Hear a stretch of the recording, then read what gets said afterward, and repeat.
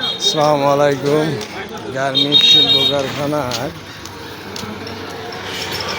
মালিকেরা এমন এক বুদ্ধি করছেন, ওনারা যে ডক্টর ইউনূস 5 দিন সরকারি ছুটি করে গেছিলেন, এখন ওনারা করছে যে 3 দিন ছুটি।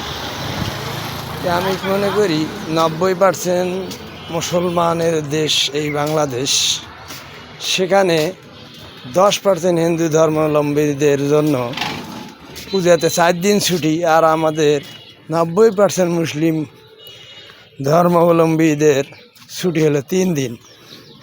তো এটা কেমন ধরনের দেশ রে ভাই? তা আমি মনে করি সরকার এবং গণ্যমান্য ব্যক্তিরা সবাই যেন এই শিল্প কারখানার শ্রমিকদের উপর নজর দেয় এবং তারা যেন যে পূর্ব নির্ধারিত 5 দিন ছুটি এটাই যেন বহাল রাখে। এই বলে আমার বক্তব্য শেষ করছি। খোদা হাফেজ।